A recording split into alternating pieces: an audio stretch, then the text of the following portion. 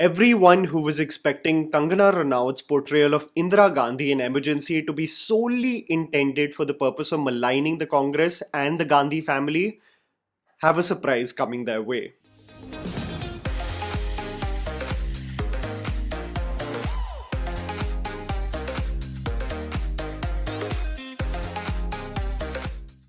Emergency has been through a roller coaster ride with the censor board. One would assume that Kangana, being an elected member of parliament with the BJP, would have a smoother ride, but she has been met with one roadblock after the other, with not only the final edit of the film, but its release date as well. From November of 2023 to June of 2024 to September of 2024 to not getting the census certificate for the longest time, having to do another round of media interviews this year while trying to make people aware about 17th January being the date that Emergency releases. I was curious about how Kangana pulls off this monumental task. A biopic of one of the most controversial Indian politicians, Kangana not only stars as Indira Gandhi but has written the story, directed and co-produced the film as well. People are already waiting in the bleachers to come at me dependent on what my opinion is on this film, as movies on such topics lead to the comment section not caring about how the film is and more so transition to become political mudslinging and name calling. Let's see how it transpires with this review. The film sadly has not got much hype surrounding it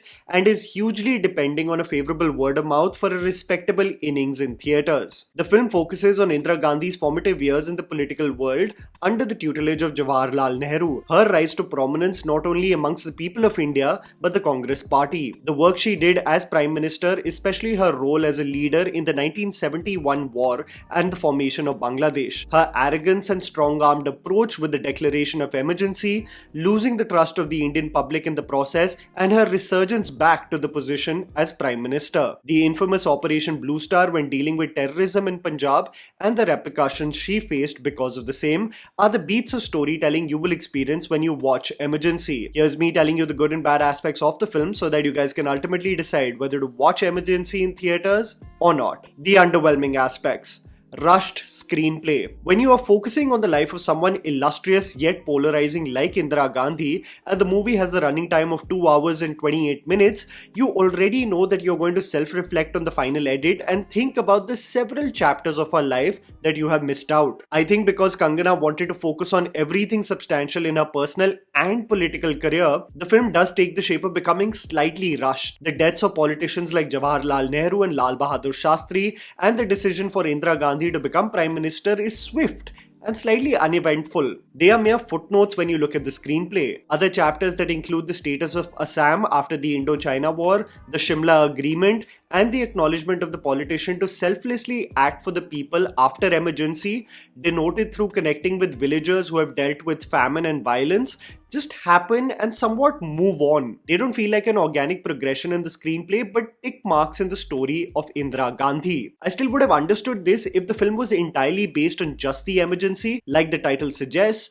but this is a biopic, and what comes with a feature film dealing with such an eventful life is that some chapters will be prioritized and some treated as insignificant. This made me wonder on how Netflix has aced the show like The Crown, a detailed and dramatic portrayal of the royal family across generations, the Gandhi family across the years, and the evolution of India along the way deserves a series versus something that can be compressed as a feature film. Trust me, the amount of tea that can be spilled is unparalleled.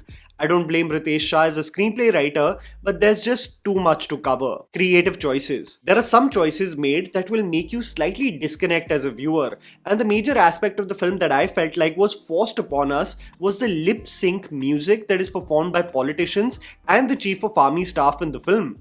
The film is realistic and grounded in its approach. The interactions among several characters is written without the dramatic panache we often associate with commercial Hindi cinema. But when in the same film you have politicians like Atal Bihari Vajpayee singing a song in the Lok Sabha, or during the 1971 war, Sam Manekshaw lip-syncing a song from the war room, or an opposition political leader on a slab of ice being tortured, yet looking right in front of camera and singing, it just came across as awkward.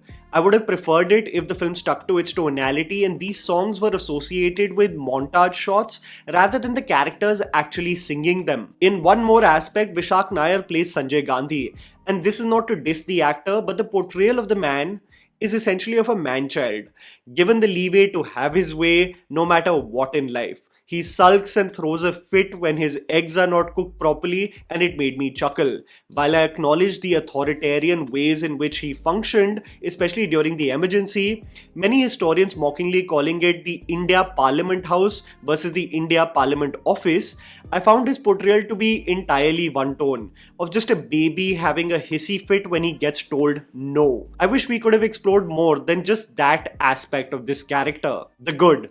Production quality and dialogues. I must commend the cinematography of Tetsuo Nagata, a cinematographer who has worked with Kangana in Dhakad as well. Another extremely slick looking film. Other than some subpar CGI where the Red Fort is showcased and Indira Gandhi gives her Independence Day speech, the visuals look top notch, actually seeming like a part of each era the film is set in, from the 1940s to the early 1980s. Just on a side note, I was especially in awe of the sarees Kangana was sporting in every scene. Classy and elegant, an aspect of Indira Gandhi that is undeniable. Sanchit and Ankit Balhara have provided the effective score in this film when politicians have their zingers ready for each other. I was really impressed by the dialogues of this film as well, that never seemed too dramatic but actually seemed like an extract of the conversations between politicians. When Anupam Kher as Jayaprakash Narayan says, "आप कुर्सी पे नहीं शेर पे सवार हो, भारत का लोकतंत्र खो गया है, ध्यान रहे कहीं ये शेर आपको ही ना खा जाए,"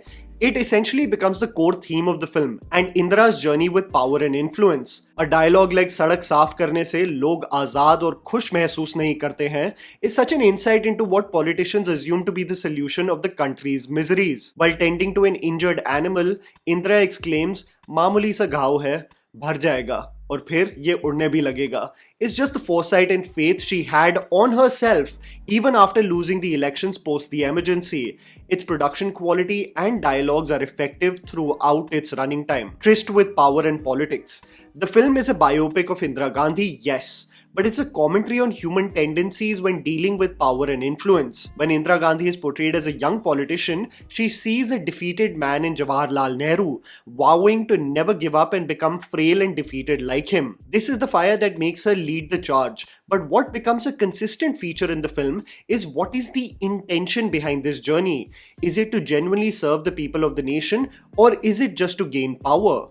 Indira Gandhi was celebrated for her leadership during the 1971 war, so much so that she became synonymous with the term India.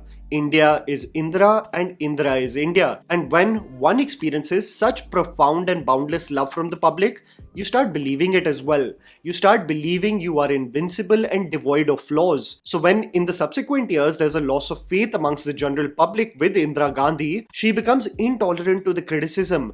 Everything seems like a conspiracy. Everything seems like a ploy versus something that is warranted. This arrogance, inflated ego, and a sense of claiming to be synonymous with India becomes her biggest downfall, and its portrayal is brilliantly done in the film.